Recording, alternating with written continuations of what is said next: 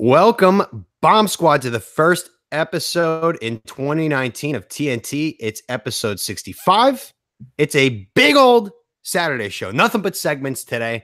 It's going to be a doozy, 10 full segments. It's going to be a wild ride. Tones, Happy New Year. Merry Christmas. Happy Hanukkah. How you doing? Happy New Year. Happy Ramadan. Happy Kwanzaa. Merry Kwanzaa. Merry Good. Hanukkah, Kwanzaa. Get all my bases covered. We don't want to offend anyone here. That's not what we're here for.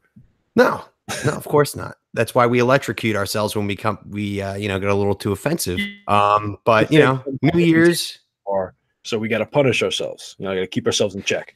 It's like exactly like the dude in Angels and Demons that whips himself. Yeah, you'd be surprised what electrocution can do to a man. That's why we've had very few over the line since our first punishment challenge. Speaking of which, you still have one coming up. You still have to source yourself a fucking ghost pepper. I do. I'm gonna text you every day to remind you. I think you're just scared. We also haven't recorded in like 3 weeks almost. So it's been a while. It has been a while. It's been like two weeks, 3 weeks, something like that, because my company shuts down for a week and a half for the break. And then, of course, you pretty much work more hours during that time. So even if I was around, we couldn't have recorded anyway. But we are going to get back to a normal schedule. We got some changes. We're actually going to start to make this podcast more consistent. So for no matter what, because it's so hard to schedule around your crap schedule, no matter what, we will always have a new episode drop every Monday or Sunday night. So you always have something for Monday, and then we'll try to have more in store so that way we could do like maybe Wednesday and Friday or something like that. But just Thursday, maybe, at least one. Try and if we have the time to do more, we will. But we're going to give you at least one every week. Exactly. So, well, you'll know you don't have to go fucking check and refresh your podcast app. You just know it'll be there for you on Monday morning. So it's a new year. Do you have any New Year's resolutions? Not really. I'm fine the way I am, man. I don't know. I made a deal with God, basically. Like, I only pray once, a year, and it's week 1 of the NFL season. And I said, hey, if the Bucs get to the playoffs this year, then I will stop drinking so much, and I will stop smoking so much, and really try to better myself. But guess what? We didn't. So nothing stops. Soundbite in there. That's on God. Yeah, that's what I said. I was just like, right when like New Year, like the ball dropped, I was already in bed and passed out at like 10. But it was, you know what? Bucks aren't going to make the playoffs, then fuck you. But I waited long enough, but I don't know. I shouldn't be blaming him. I should be blaming the players. But the coach. I can't believe the season is over. Like, I feel like it was just yesterday we were talking about like, the season's starting on Sunday, so my mood swings are going to be weird, and now it's just gone. It's just like another football season down the toilet. It's like, Big Cat always uses the analogy of like the season's like a sandwich and you eat your way to the end. Like, we're done with the sandwich now, and now we just got the chips and the soda. Like, we're finishing that up. That's what we're working on now. The sandwich is done. Sandwich is done. Yeah. But so before the ball dropped, you had a buzzer beater of you crapped your pants. Wow. Didn't see that coming at all. You're pretty good with not doing that. How did it happen? Well, I was sick the day before, right? But I wasn't having stomach pain. It was like, I got the chills, kind of achy, that kind of thing. So, that was fine. Whatever. I went to bed that night. I was already feeling better from that day. I left work early. That instantly made me feel better. And I'm just laying in bed, and like 2, 3 in the morning, I just kind of feel something. And I'm like, oh, fuck. I got to shit. I go to the bathroom. Instantly, as soon as I sit down, it's like you turn on the faucet, just like water, shit. Yeah. Just coming out. And then like while this is going on, I look down, and all of a sudden I just see like a stain. Like I have like green boxers, and there's just like a big brown wet stain. And then I look at my shorts, and it went through to my shorts too. Yeah, it was bad. It was wet. Did it go in the bed too? No, luckily it didn't. I was like on my side, kind of like not fully on my side, but my ass wasn't touching the thing. And I guess I tried to fart in the middle of the night, and then just like a little bit came out. Because I'm telling you, from 2 in the morning to like 6 in the morning when I had to get ready for work, I took about 5 shits. Like, and it was the same thing every time.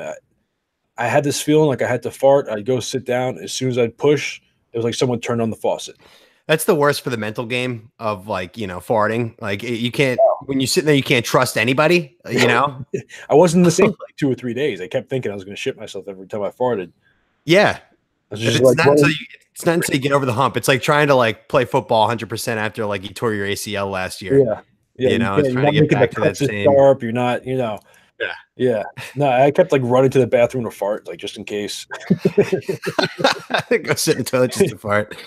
Yeah. Oof. But yeah, that's just how it always goes. It usually always starts out with like a little bit of sickness and like, a fart will always relieve. It's always a good like little shot of dopamine to the brain when you get a fart out. Yeah. And you're like, but it wasn't like I was sick, but it wasn't like I had a stomach ache or anything. That's what just caught me so off guard. And the next day my stomach was shot. Like I felt fine every other way, but like my stomach was shot. So yeah. I guess it was just like a weird mutating virus. It was just like switching it up. Yeah. So the clock has been reset. It's been like 6 days since your last accident. Yeah, about 6 or 7 days. Yeah, that's more than me. I haven't shat my pants. I shit my pants more often than you do. I love farting. Like I love just sitting here ripping farts. Yeah, and sitting in them, and sometimes they go bad. And I haven't had anything bad, like real bad, since that time. I pretty much just shat my pants on this couch, and it went through my boxers, jeans into the couch, like the spaceship and Alien. That's what I was dealing with. I mean, yeah, it's a mess. And it's embarrassing, especially like when you have to toss it in the hamper for your mom to do the laundry. I just threw it out. I wasn't even like I just like it was like you said, like an Alien. It just kind of seeped all the way. It went through every layer. Yeah. I was just like, because every time I wear these shorts or these boxers, I'm gonna be thinking about that. And yeah, I'd rather just throw it out. Yeah, just fresh start. Start. Okay, so before we get into segments. That's right. We have some bad news. First time in a while. It's been a while since we've had bad news. So I want to tread lightly in this one a little bit. But also, I mean, we have to talk about it. I saw it on Twitter and I was like, okay, I mean, this is kind of what we do on TNT. But just pardon the rape stuff, okay? Because obviously going right out. Yeah, just get it out of the way. It's a little bit of rape, but we're going to bash the rapist in this one, but this is the story. Police in Phoenix have opened an investigation into allegations that a woman in a vegetative state at a private nursing facility was sexually assaulted and gave birth to a child last month, authorities said on Friday. So they weren't expecting. So basically she was just sitting there in a vegetative state and like a baby was popping out. And they were like, what is going on here? She's been in a vegetative state for over 10 years is what I want to attack first here. Yeah. And we were talking before we got on, you were saying she probably didn't get her DNR signature down. So the do not resuscitate. So I guess that is the law in the United States is like, they have to keep you on life support. Yeah. Well, either she didn't get it or she didn't want to sign it. She wanted to be kept as a vegetable, which I don't know. I mean, what's your theory on like being in a coma for over, do you think there's consciousness going on? Yeah, I think there's something going on. Oh like maybe like just like you ever like when you were a kid, and you're supposed to be asleep, and you're just laying there with your eyes closed, like listening to everything. That's what I kind of imagine it like. That's a nightmare. Yeah, no, it sounds awful, but it's like at the same time, like how do you know like to sign the DNR? It's tough because what if it's just like a week-long coma? Like who knows? Like how do you know if it's gonna be a 10-year coma or you gotta put some terms of agreement in there, like you gotta cap it, like how long, because you don't know what a coma is like. Yeah, but I would go with like if the doctor says like there's no way you're gonna get out of this, I'd say like, all right, after those words are spoken, keep me on life support for 30 days. Yeah, I was gonna say a month. Yeah. I was gonna say a month. Yeah, that's fair. That's fair, because it gives you a little bit of chance to maybe pull through in a miracle, but after a month, it's like, and it also gives you 30 days to like, all right, like, I don't want to live like this. I'm just like sitting here, vegetative state stinks. I'm not going to break out of it. Just like, let's come to terms with how I'm going to die and just let it go. But she is a trooper. She's been there for and then, so this monster, this sick fuck who works at this hospital, I was looking into like his background of who they're focusing on, the main suspect.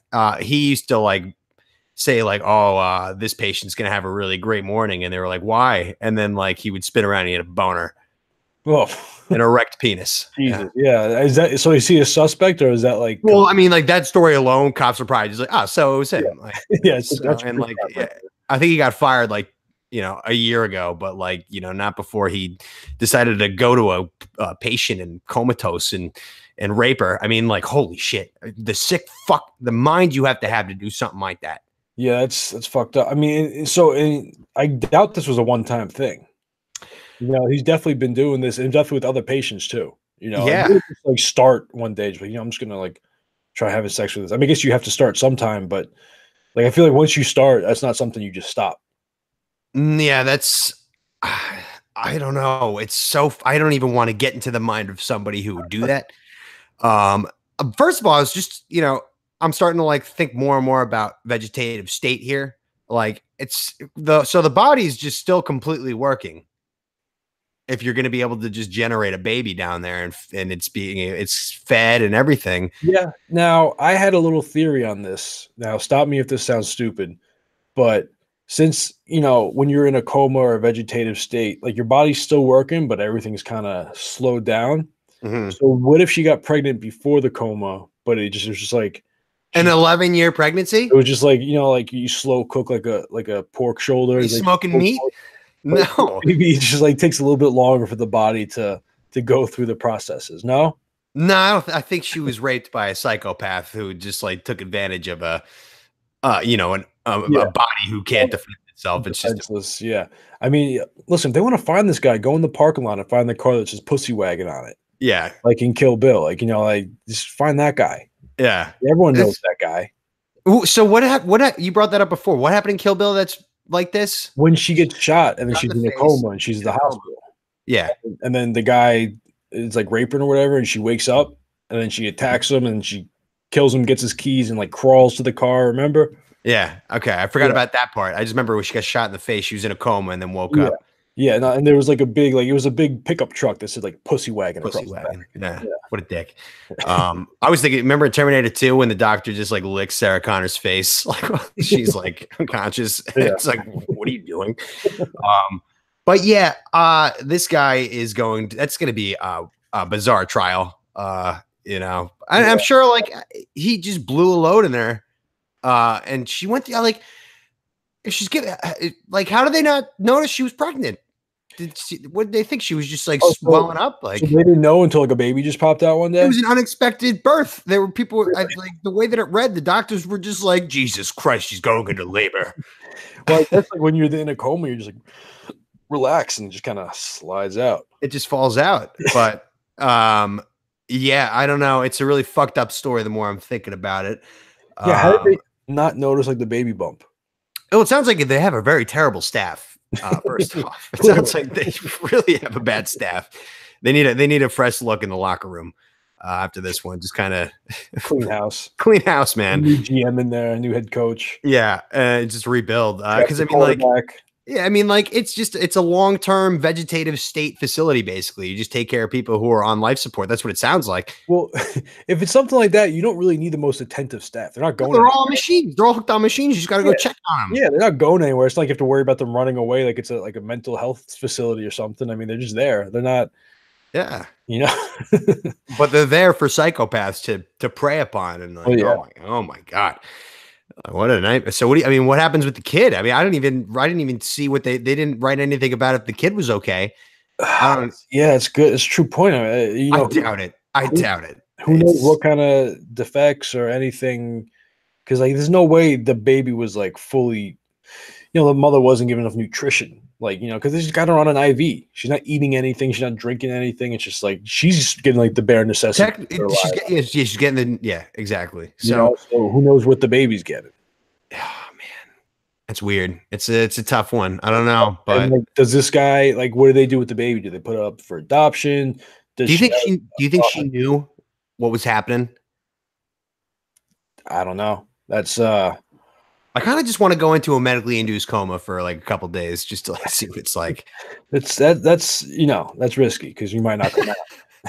How do they even do that if you're perfectly healthy? Can they?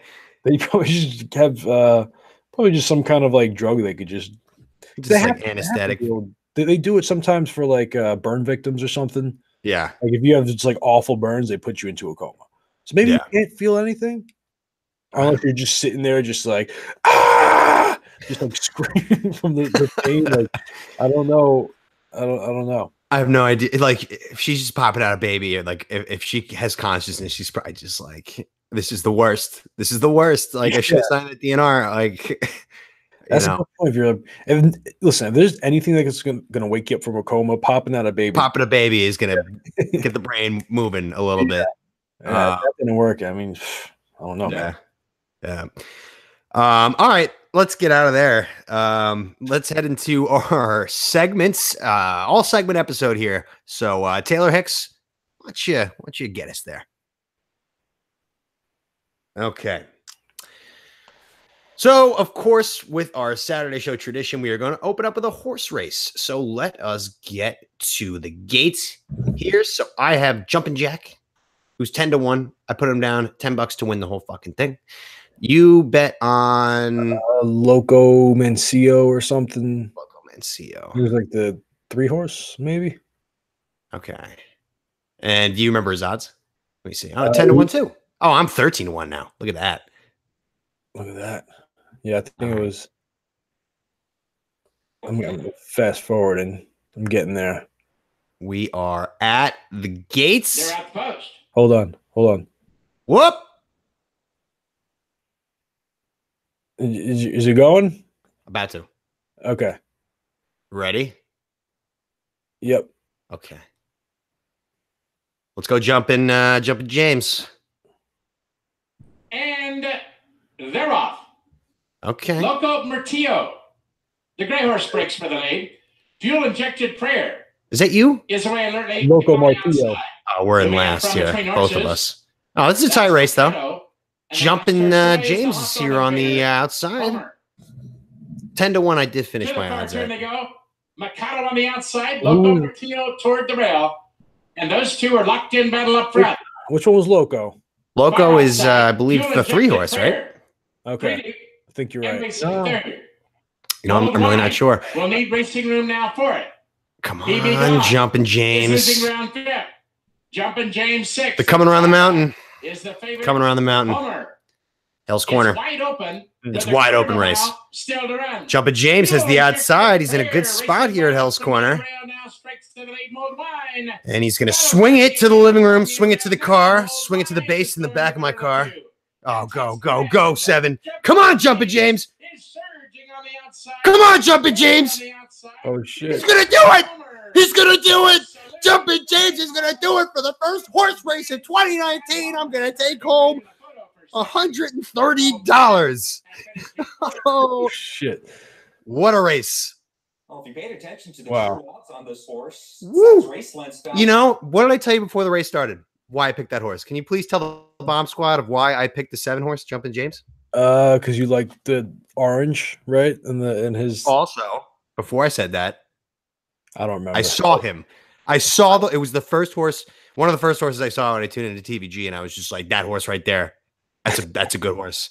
So look at that. I am 1-0 to begin the horse racing. This is going to be the year of Tom. This is going to be the year of Tom. That right there is a great thing to happen. I'm hoping to ride that train, hoping to ride that wave with you. Well, I'm riding the lightning so far. So catch me if you can, fucker. I'm pretty sure I beat your horse too to win. You were leading, and then I just fucking dusted you. Shout out Jumping James. What a job by him. Okay. All right. Let's take that victory into our second segment here, which was It Was All a Dream, which, of course, was a nightmare. So this happened, I don't know, like 3 weeks ago. And I still remember it. It was terrible. Like I texted you the morning after, was just like, I had one of those dreams where like, I'm never going to forget it. So it all started out kind of casually. I was in the Barstool office. Look at that. It started as a dream, you know, like, look at me in these offices. Like, you know, I can't believe I work here, this and that. I'm just whatever, doing my thing. So Big Cat is recording a podcast in the podcast studio, and he's doing what I was thinking of doing for our podcast. He's playing with a Ouija board. Okay. And he's like having fun with it, and it's like all a big joke. And then all of a sudden the thing starts going back and forth like rapidly, the thing that you move on a Ouija board. And then he just kind of freaks out and panics and like closes it and walks out, and people are like, "What's up?" And he's just like, "Nothing. Like, we have to get rid of this. Like, this is terrible." Like, it went bad. And like, obviously like a demon might have gotten into the offices. So that was like the nightmare right there. But then the one that the night terror, it was sleep paralysis, classic case. So I'm sitting there in my bed with my eyes open, and this happens to me like once every few months. So I'm sitting there and like I'm asleep, but I'm looking up at the ceiling and looking at the window and stuff like that. And I'm trying to I'm thinking to myself, like, am I awake or am I dreaming right now? And then all of a sudden I just hear like this bloody scream from this girl, just like from down the street, just screaming like, like just like running for her life from something. I didn't know. And I was just like, what's going on? Then it started to get closer and closer to where she's getting towards my house to like look for somebody to help her. And she's just screaming, and you can tell somebody's chasing her with something. And it got so loud, and she's screaming so fucking loud right outside my window. It was terrifying. And then I legitimately woke up. I don't understand like the sleep paralysis, like that kind of shit. Like, why does your brain do that to you? Like, like what? It's like this kind of like the best. This is the most like lucid I've had since the one where like, remember the one where my house was getting robbed and I was in sleep paralysis and they sprinted up the stairs. Yeah, that was probably the most terrifying thing that ever happened to me. Like, I was in the house. At least it wasn't like, it's one thing if it's outside, but if it's like come up the stairs to find you, like sprinting up the wooden stairs. Yeah, you know, like that was the most terrifying thing. But this one I had like clarity where before she started screaming and I was like in the sleep paralysis, like I was just, my body kind of just wanted to test if I was awake or not. So I could create whatever I want. I could have created the guy running up the stairs to rob me, but it just was like, it turned out like some poor woman screaming and running away from somebody, you know, like in the depths of night, like right outside my window, like down the alley. And I think it's just your body your brain testing itself to like see if it's awake or not. And you can create whatever you want in that stage, you know, but nothing I've seen like, you know, like I can't see anything. Like I can't like, nothing pops up. Yeah. Like a dark shadow in the room, like nothing like that's happened. It's always just auditory. It's always just screaming or terrifying sounds. But yeah, that's terrifying. I mean, a pretty common one that I heard of is like people say that they see something like a figure, like, you know, pushing down on their chest, or they can't breathe and stuff like that. I don't know. I've never. Yeah, that's what I said. I never had that. It's all auditory. It's just me like laying in bed normally, but then you just, so it feels like it's completely happening because you're like in your bed and all the surroundings are right there. So you are sitting there awake, like, I mean, with your eyes open, but you're asleep and you can't move. Okay, so you can't even like look around. It's just like, no. Whatever. Okay.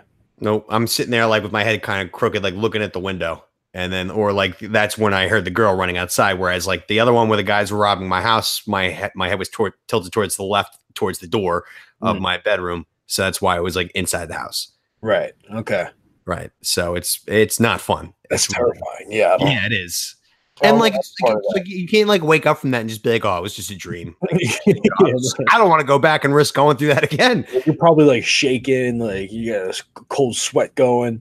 Yeah, I mean, I could laugh it off like at this point because I've had so many nightmares over my life with getting in plane crashes and people robbing my house and stuff like that. So like, I could just sit there and just be like, whoa, that was not fun. But that happened. You got any dreams and nightmares that you've had over these last 3 weeks? No, nothing really to write home about. Little things here and there, but I can't even remember them. Nothing worthwhile. Okay. All right, so let's move on from my nightmare here to our third segment, which is haikus. Fan favorite here in the haikus. I'm going to go first.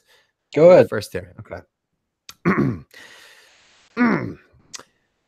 The big fat woman went to get herself a salad. Who shit on my floor? Okay, so big fat woman going to get herself a salad, and then who shit on my floor? So this is a classic case of, leaving the scene of the crime. Right. So you're sitting there hanging out, a bunch of people, whatever. The big fat woman, she stands up.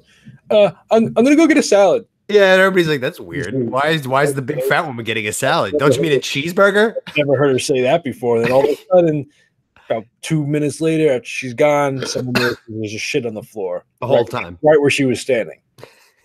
So to try to cover up for the fact that she shit on the floor, she's saying, "I'm gonna go get a salad." She was panicking. Her brain was racing. She's like, "Yeah, I'm gonna go grab a salad real quick. I'll be right back." And she's like, if I tell them that I eat salads, then maybe they'll think that like I won't be capable. People who of eat shitting salad throw myself. shit on the floor. Yeah. People who barbecue do. Yeah, barbecue or get a double bacon cheeseburger or something and just fart too loud. Yeah, no, it's so that's I think it's a classic leaving the scene of the crime, little misdirection maybe, but not gonna get past me. No, yeah, Not get it but past. she did have whoever was telling the haiku, the narrator, I guess. Right. She threw him for a loop when she said she's getting a salad, and they were sitting there just like, why is Big Jennifer over here, who's the king of Wendy's, what's she going to get a salad for? And they're just like, she's trying to lose weight, and she's like, no, like she had like a bacon, egg, and cheese for breakfast, and she just eats and eats. Why would she want to get a salad like at this point? And they're just talking about it, and they're like, hey, who shot on the floor? And she's gone. Big Jen just lumbering down the street. Sweat. Big Jen is like light years away from the scene of the crime. Yeah, she reached into her purse, she grabs a burrito, she's running, eating. Salad. Yeah. No, she's not getting a salad. No. Oh man. Yeah, that's a good analysis to that. Yeah. Yeah. But good. All right. So what is your haiku? Okay. I have found the rat. Long ago, I was the rat. Now I am the cow. I found the rat. Long ago, I was the rat. And now I'm the cow. Okay. So all right. So I found the rat. It sounds like, classic Departed mob who's leaking information to the FBI, who's talking to the feds. Who's talking to the feds. And then he's saying, like, I was once, I leaked stuff to the feds. That used to be me. Mm-hmm. And he sees himself in the guy who's the new rat. And now he's the cow. What is the symbolism of a cow? Okay. Think about what a cow gives us. What do we get from a cow? Milk, cheese, just about everything. Yeah. Beef. Well, but let's go back to the milk for a second. Who drinks milk? Cats and rats. Do rats drink milk? I was going to say babies. Babies. Maybe he's a baby rat, and now you're the cow, and he's nourishing the baby rat. He's like, look, you're going to become a big rat one day. Become a big rat. No, I got it. You got it? This is all an inside job within the mob. Okay. Oh. There's multiple leaks inside this mob. It's been an empire for so long. Okay. They've been just so successful, but you know what? They got a little sloppy. They got a little sloppy. Always happens. And they let in a couple of guys that they shouldn't have let in to their inner circle. So this guy who's been a rat for, he's been leaking to the FBI this whole time under the mob boss's nose, and he doesn't know because he trusts him. He's his right-hand man. Yeah. And now he sees this young guy coming in, and he's leaking to the feds. And now he's just like, you know what? I'm going to be the cow here, and I'm going to feed you information to feed the feds, and we're going to take down this whole mob together. Yeah. Maybe this new rat was being a little cavalier about it. Maybe he was asking too many questions. Maybe he was being he's like, listen, I'm the cow. I'm going to nurture you. I'm going to teach you. And then I'm going to feed you the information. I'm going to teach you how to be a narc. Okay. I'm going to get the information because I know how to get it because I'm higher up. And I'm going to feed it to you and you bring it back to the feds. Bang. There we go. That's it. That's a movie right there. That is a movie. It's a good, like, the the rat. The cow, the cow and the rat. A guy, long-term mob guy who's just like trying to desperately leak information to the FBI so that way he can get a deal and not go to jail and take everybody else down. Yeah. He's got a family. He's got a family. Yeah, he's got a family. He's got families. He's got his mistress and his guma, and she's got a couple of kids too. Yeah. There's got to be no more terrifying feeling than when you're in a mob and it's all starting to fall apart. And then like the mob boss is just like trying to find the leaks and he's just going to like interrogate and kill. Oof. Stressful times for those mobsters. Yeah. It's all fun and games until Till there's a rat. There's a rat. Yep. All right. The Cow and the Rat coming soon. Maybe we'll write that. Write a little screenplay. Okay. All right. Let's move to our fourth segment here. A classic, Tones Bones. Do you have a bone to pick? I do. So I kind of mentioned this briefly. This was over Christmas break sometime. Actually, the episode that we did, they got cut short, right? I was in the middle of a qualm about this website I signed up for. Mm-hmm. Like subscribe to different girls and they post stuff. Before you finish, like I'm still remember the one, my original qualm where I signed up for the porno site and you have to call to cancel. Yeah. I still haven't done that. So the other day when I was sitting there, it was like $11.99 was taken out of my a crucial $11.99. Yeah. It was before my paycheck. It was during like the whole depression that happened a few weeks ago. So it was a devastating $11.99. And the thing that comes up in my account records was called like gethelp.com. Those are the ones who have my credit card information charging me for porn. I don't even watch anymore. I only bought it for one porno. Yeah. I found out I can get it for free now too. The porno video that I liked. Mm-hmm. But anyway, go ahead.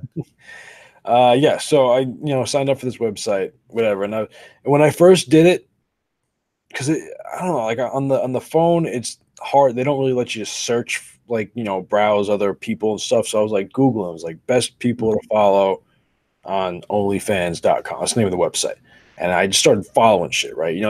We talked about this. You get in that zone, you just start following shit. And I followed this one account, which it wasn't like a specific person. It was just like, it would just post like different pictures of different girls, just like it just posted random pictures, right? And I was like, fuck that. I don't want to I just go anywhere and find random pictures of a random girl. Yeah. So I unsubscribed, right?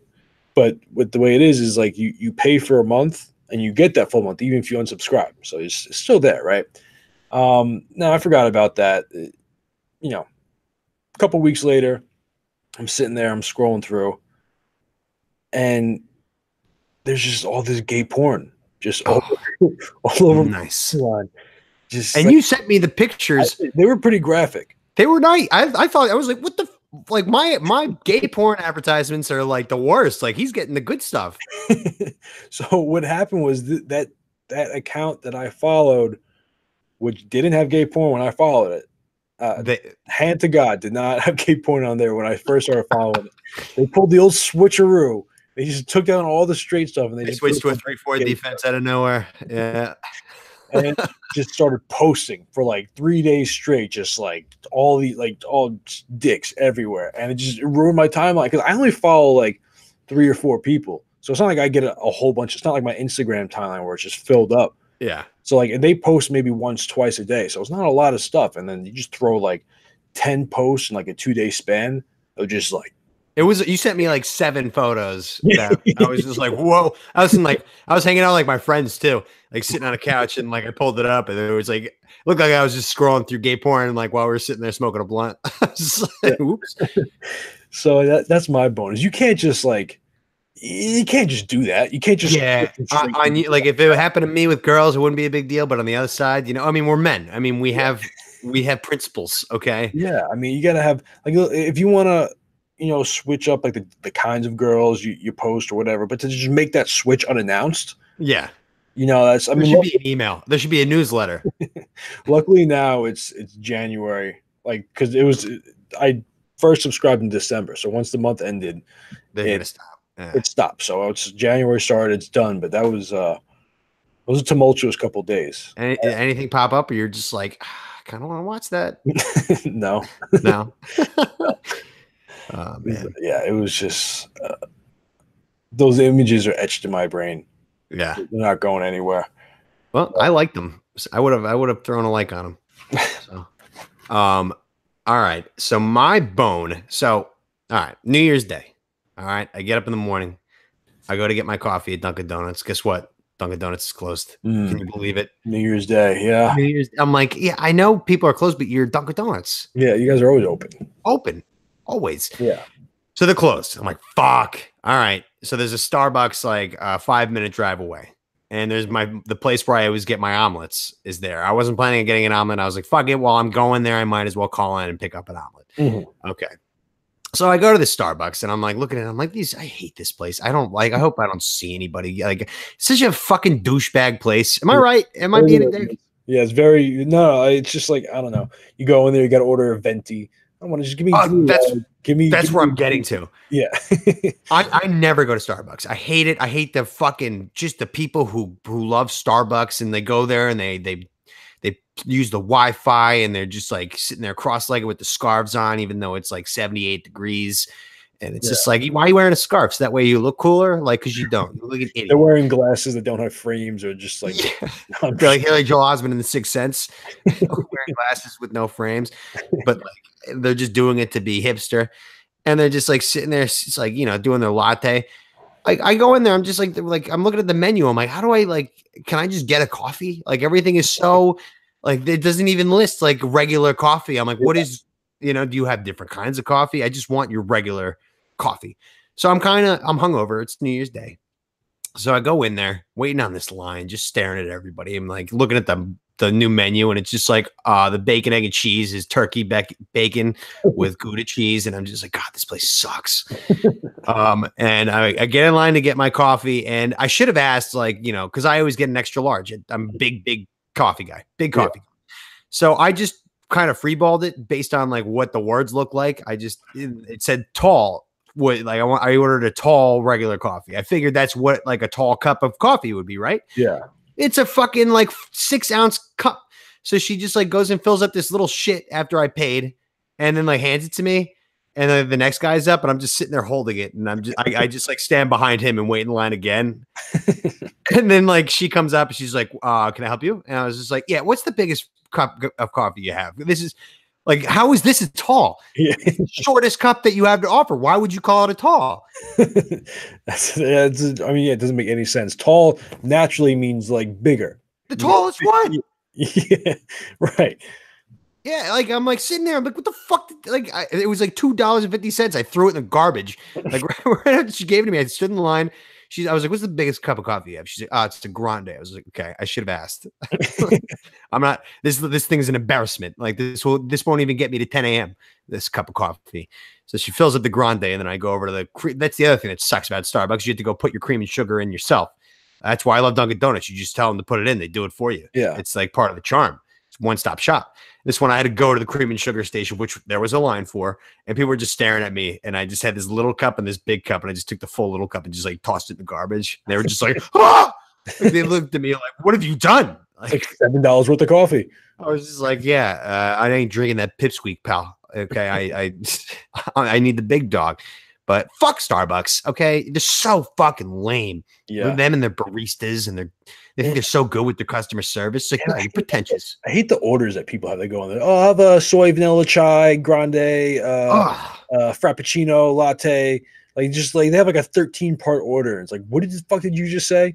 I'd go as far to say that Starbucks is the root cause of the downfall of the country that started a few years ago when everybody started to get all sensitive about everything. I think Starbucks was like the meeting center for all these nerds who just were like, I've had it with people calling me like, a jerk, no more mean words. The birthplace of the pussification of America. Birthplace of the pussification of America was Starbucks. Yeah. That's it. Because it was even before Twitter.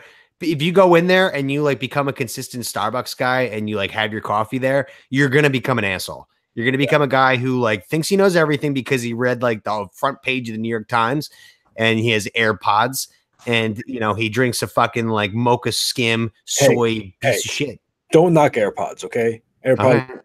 AirPods are legit. No, it's like, you could go to Philadelphia, you could go to Independence Hall, you can see where the Declaration of Independence was signed, or you could go to the Starbucks on Main Street in Portland, Oregon, and see where they signed the Pacification Declaration. Exactly. It's like this is where everybody started to like suck in this country. Right. So this over a cup of coffee here. Oh no, it wasn't even over coffee. It was over like a frozen piece of shit frappuccino. It was over turkey, bacon, egg, and cheese with Gouda on a croissant. turkey bacon. I'm like, oh God, like everything about this place is so like I'm team Dunkin' Donuts through and through. I was very upset to see that they were closing. And Like like selling Mumford and Son CDs on like the like the wall over there. probably sell. Shout out Taylor Hicks. They probably shout out like Taylor Hicks. Like they probably sell his CDs there. Like it's just like an acoustic thing, and like it's like the paper copy. You know, the CDs in there. Yeah. And you know that dude Gautier? That kid. That, oh yeah, of course. Song? Yeah. No. Yeah. So they definitely like sell his CDs. Oh man, if I saw Gautier, I would have bought it. That song rips. That song was awesome. Does he have anything else? No, he doesn't need anything else. He's good. We don't need it. Thanks, Gautier. We're good. We'll take it from here. This song is fantastic. But yeah, I'm not doing a Starbucks again. Now I'm hashtag done with CVS officially. And I'm hashtag done with Starbucks. I never want to be associated with Starbucks, but like now, even when my arm is twisted, I'm just gonna go find someplace else. Go to like 7-Eleven, get some gas station coffee. You're better off with that. Yeah, you know, $1 for the biggest cup of coffee that they have. Yeah, and it's self-serve. Like it's just like go get the coffee you want, bring it up, we'll charge you, get out of here. You know, you don't have to stand in line with the hippies and just be like, "Oh, take do you have any turkey bacon, ham and cheese?" Just shut the fuck up. The gingerbread spiced latte with soy creamer. Do people eat turkey bacon to be healthier or because they don't like killing pigs? I would imagine. No way it's healthier. It's supposed to be. Well, turkey just doesn't have as much fat as pork in general. Oh, that's the best part. I know. That's what I'm saying. Like, listen, I've said this because my mom, she doesn't eat red meat. She only eats fish and like turkey, chicken, that kind of stuff. She doesn't eat beef or pork. And she always like eats like turkey burgers or like chicken sausage or stuff like that. I'm like, listen, I have no problem with turkey. I have no problem with chicken. I have no problem with vegetables. But do not try and substitute my red meat for it. Like, don't piss on me and tell me it's raining, okay? If you're gonna piss on me, piss on me. I'll take it. I'm fine with that. Yeah. I've been pissed on before. I'll get pissed on again. But don't tell me it's raining, God damn it. No. Yeah. It's that switcheroo is unacceptable. Yeah. You want to make me a portobello mushroom burger? Go fuck yourself, okay? Yeah, go fuck yourself. I mean, cows, they're going to die anyway. You're not making a difference in this world if that's what you're afraid of. And like, if you're worried about your health, then like, you know, like, sorry about it. You know, go to the gym and like, you know, buy yourself a couple calories that you could eat. I mean, look, if you don't want to eat it, that's fine. Don't put your shit on me. No. Yeah. Don't let your agenda. Yeah. Your stupid no cow agenda. Cows are delicious. Dumb fucks. Dumb fucks. So fuck you, Starbucks. That's the bone. Yeah, and gay porn. Fuck you, gay porn. Hey, whoa. Not because actually, you know what? There's nothing wrong with being gay. Just saying, get off my phone, okay? You know what? We said we were gonna do it next episode, but we're doing it now. Stone Cold Tom Squams. It'll be quick, but it happened yesterday. I need to find out if this is common or not. So I was scrolling through some porno. Okay. Okay. I found this porno. And it was excellent. I think I might have fallen for a porn star based on like but the thing is, it's a 15-minute thing. There's no studio, you know, what's it called when you put your water stamp or your watermark on it? Yeah. There's nothing like that. There's no like description in the beginning. It just cuts right to it. And then when it's over after he creams on the guy's face, who I'm talking about, like it kind of just screen goes black. So like I can't find them. And I only have this one video, and I'm watching every time I jerk off. I only go to this video now. I've jerked off to it like 7 times. You know what you got to do? I don't know if they have this, but I know for straight porn on Reddit, there's like a certain subreddit. I forgot what it's called. No, there is. I've seen it. I'm not going to post in there, man. If you really care that much, like someone out there knows. Yeah. Someone out there knows. But yeah, no, I know what you mean. I've had those a couple of times where it's like you just see like this girl is gorgeous, and like I have no idea who she is. I don't know how to find her, and I've done some research. I found a couple of them. Yeah, you know, I'm not a big like. I go more for themes than like actual like actresses when I'm like searching. Oh, okay. I'll be like, oh, okay, let's find some deep throats. You know, let's go through here. Let's see what's going on. You know, like, or let's look for some anal or whatever. You know, like I go through like themes, but every once in a while I'll be like, you know, I want to check her out. Like, yeah, I'm the opposite with that. Yeah, I'm an actor guy. Yeah, okay. Yeah. Listen, to each their own. I mean, I sometimes I will go with the actress. Yeah, my favorite right now is Kelsey Monroe. Oh yeah, what's she specialize in? What's her major? She does it all, man. She's got an ass like if you saw a girl wearing like pants with like two basketballs, like Yeah. in her pants, that's what her ass looks like. And It's too big. She does like splits and stuff, and she's like great at sucking dick. Yeah. Does a lot of anal, DP stuff like that. She gets down. Yeah. She gets down, and she's really pretty. She's a little Latina chick. Well, she's not little. But Yeah. yeah. This guy, there's only like 2 words spoken in it, and I'm pretty sure they're foreign. They're like mumbled. First of all, it's outside, which is like boner alert, Well, like risky, like Yeah. whoa, and that's cool. But man, oh, what a good looking guy, and I gotta find him. so let me ask you something. Like, do you ever like find those videos that you can tell is just like a Russian porn, and there's like no actor you'll never see again, Yeah, never seen before? Like, I've always wondered for like the gay ones, does it make it like more exhilarating knowing that any minute, like, the fucking the KGB can kick down the door and just like murder everybody in the video? yeah. Sometimes, especially like Arab ones too. Like you've come across like 2 like really good looking Arab guys, like if it's like homemade, you just kind of know like if these guys get busted, they're like dead. But normally though, like if you don't speak English or if you have like a foreign accent, that's like an immediate turnoff for me. I don't know why. I hate foreigners. Not to be xenophobic, but like just in my porn. But this guy is going to be the exception. But like when I see like subtitles or something like that, I'm just like, get this out. Get on my face.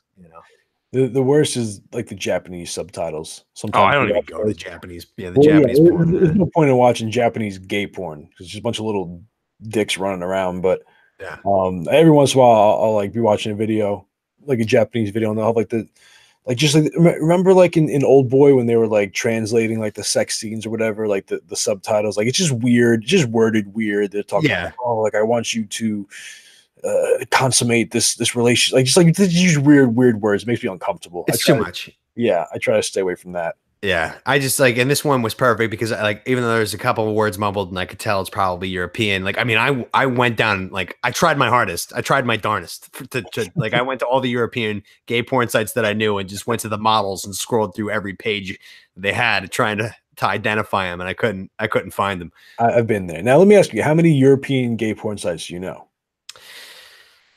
I can rattle off a few. Yeah, I mean, like, yeah, I know a few. Okay, I didn't know that was like. I don't know any European straight porn sites. Like, I don't. Xavier Selby, Brad Pitt. He's a looker. Yeah, a couple. Sam Kirby, and that guy. But mainly, I keep it in the American. I did have a Staxis, which is a gay European porn website. I had a subscription there for a month or 2 because a couple caught my eye and then just wore thin on me and canceled it. They're good guys about canceling, unlike the other ones. But yeah, this guy, I don't know. I mean, I have the tab open. I don't want to lose it. I also have it the link copied just in case it gets like crashed and I can copy and paste. Yeah. But I don't know. It's yeah, find them. I mean, if you really want, I'm not going to help you find them, but if you really want to find them, Reddit, that's probably your best bet. Reddit solves everything. You know what's the worst is when you find a video like this, right? And the guy is like, oh, it's attractive as fuck. And then you find a new video of him and like he just looks so different. Yeah. Like the makeup and the lighting and things are, and maybe he like it's 4 years later and he's a little older and you're just like, no, no. Like the worst to be able to find out this video is like from 10 years ago and like he's like 40 now, you know? Yeah. There's this one girl I used to watch. I still watch her videos every now and then, but like when she was younger and she first started, she was like just like the perfect amount of thick, right? She was like, and then you watch some of her later videos and she's classified as BBW, and she's like she just, you can tell she just never like, she's got to hang them up. She had baby fat when she was like 18, 19, and then it just turned into real fat, and it's just cellulite. Yeah. Oof. All right. Well, we got to move on from that. I'll keep you posted on how that ends up going. Please do. Okay. All right, so that brings us to our 5th segment here, which is a buy or sell. All right, so parallel universes. You buying or selling them? Yeah, I'm buying. Yeah, I'm buying, man.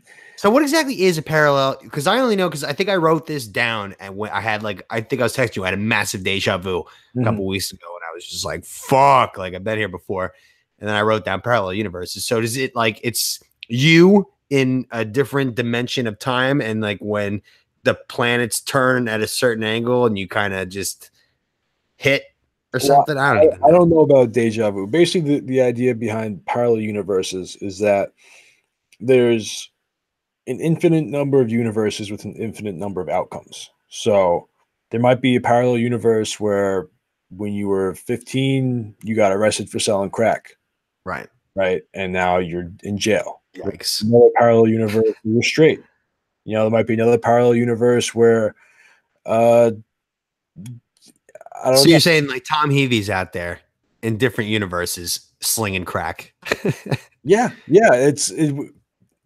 I guess I don't know exactly how they came up with that theory. Like it has to do with just how vast the universe is and the fact that there's more than just like 3 or 4 dimensions. Supposedly there's 11 if you go by string theory, which I've tried to understand string theory. I've watched countless videos on it trying to explain it to me. I still do not understand it. It definitely is it's definitely just a scam. And nobody could just say like, oh, there's 11 dimensions. Like, who just comes out like, yeah, there's 11. Yeah, there's 11 of them. Like, no, it's not. Shut the fuck up. You have no idea what you're talking about. I mean, that's the thing. Is like we have, you know, like height, width, depth. Right, that's the 3 dimensions we're in.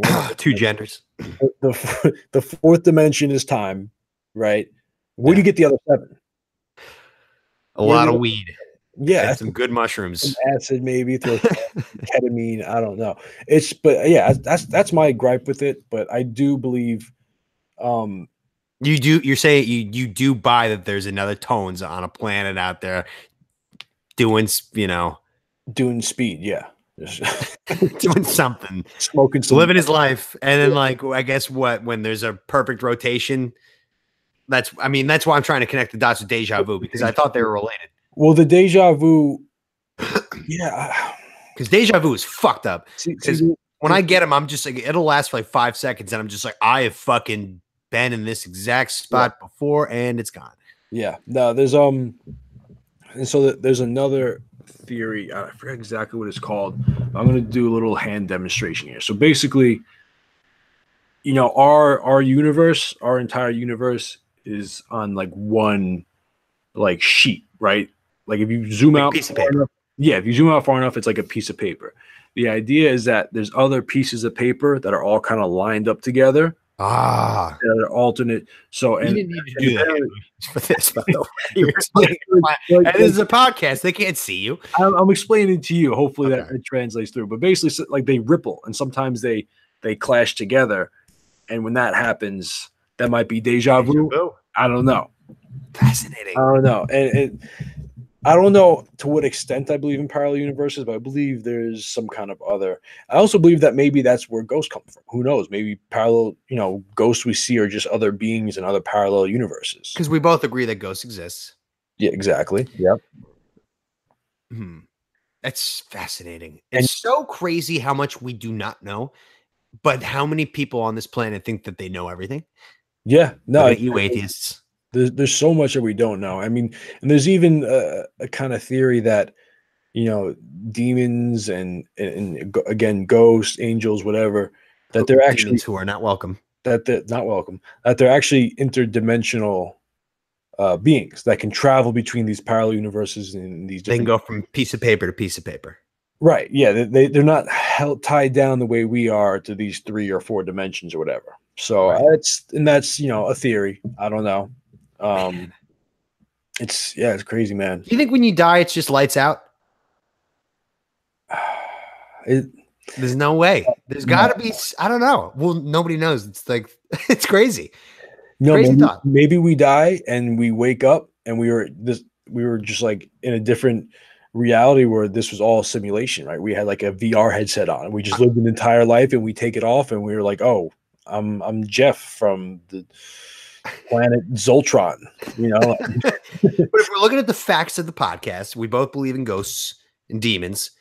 I think that when you die, you become a ghost. That's where I'm going, or a demon. I think you can become a ghost. I don't think it's a prerequisite necessarily. No. Or maybe like some just have more spiritual energy than others and they can stand out more. You can notice more, Maybe there's an option. Maybe it's just like you can become a ghost. Like you can like go to heaven. You can go. I mean, like, do you want to go to hell? Like, probably not. Yeah. but you can become a demon if you go to hell. It's like going to like a hell college and then getting your demon degree, and then you can go around and fuck shit up. Do you really want to do that? Like maybe the guy from the Bad News Story, he'd be the kind of guy who would like to take that option. Yeah. He's I see me. I'd rather purgatory than that. I mean, purgatory is probably just like the DMV. You're just sitting there. Like Purgatory is like, what are you talking about? Purgatory is definitely just like your flight got delayed and you have to sit there and like, when's it going to be here? You're just like waiting. It's like the same thing as like sitting at the DMV. Like you're waiting for your number to get called. You have number like 1,000,000,003,000. They're going like one number every hour. You just if there's a bar in purgatory, like that's the spot. But that's the thing is like it can't be like awful, like torture bad, but it can't be any fun. It's just got to be bleh. It should be bland. It's just got to you just got to sit there. You have nothing to do. You got no weed, no booze. You got to sit there and stare at a wall and wait for your number to get called. You're sitting there with there's like a bar and you just sit there with all these people who just like you can't get a read on. Yeah, you can't get a read on, and the bartender's just ignoring you. Yeah, like you, whatever comes out of your mouth is being heard right now, pal. So watch it. Okay. Let's move on. Oh, I forgot to. I don't know. I really don't know if I'm buying or selling. I don't know. I'm gonna buy it. I'm gonna buy it. Okay. Because deja vu was too like. If I have a deja vu again, I'm gonna sit here and just be like, why did I sell that? Like there's obviously something going on. Okay. Yeah. And the universe is probably infinite. That's a big word. Right. Yeah. I think, I don't know. I don't know if it's infinite universes, but basically they're saying that any possibility is possible. Yes. Okay. It seems it's a lot to digest. Okay. All right. We're going to take a quick halftime commercial break here, and then we will be right back with Finish Each Other Sandwiches. I got this real quick. Okay. Can I have a smoke too real quick? Yeah, go ahead. Thanks. I'll make it quick. Okay. Oh shit, we got games on? Whoop.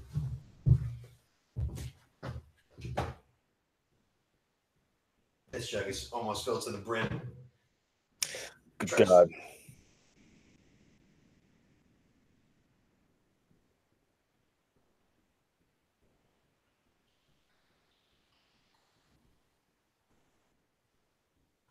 Reset button.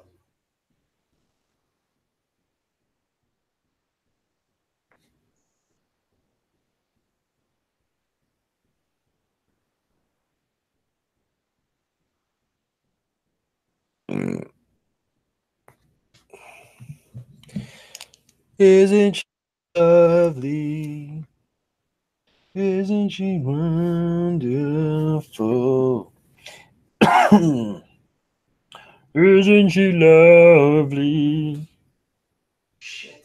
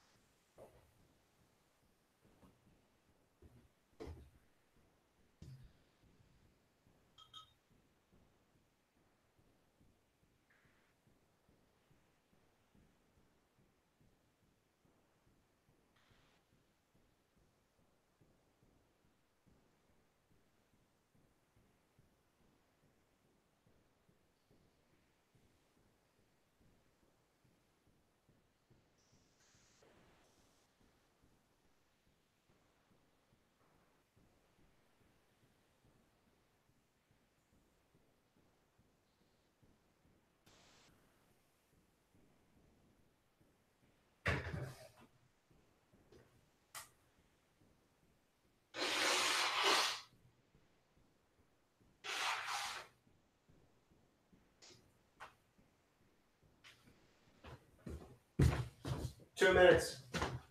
Okay.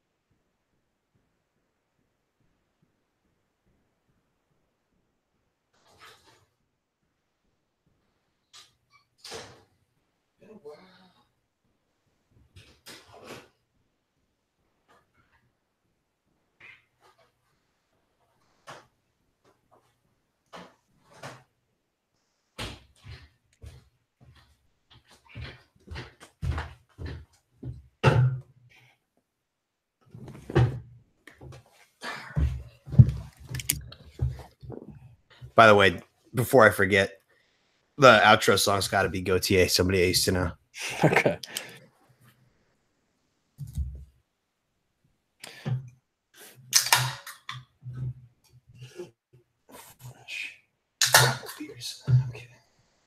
All right. Ready? All right. Welcome back. All right. So we have, like I said, finish each other's sandwiches. Okay. So do you want to go first? Do you want me to go first? I'll go first. Okay. Okay. All right. Please pass the oysters. Okay. The what? The oy veg? The oy veg. It's tougher than it looks. No, yeah, it is. It is. All right. I found the prickly Bush. peach. Leech? Peach. Peach? The prickly peach? Prickly peach. What the fuck is a prickly peach? It's the peach with prickles on it. I don't know. Friendly reminder, we haven't gotten any of these sentences right Yeah. so far. But this is only the second time, I think. So It is. It is. All right. How many hairs do you have on your babies.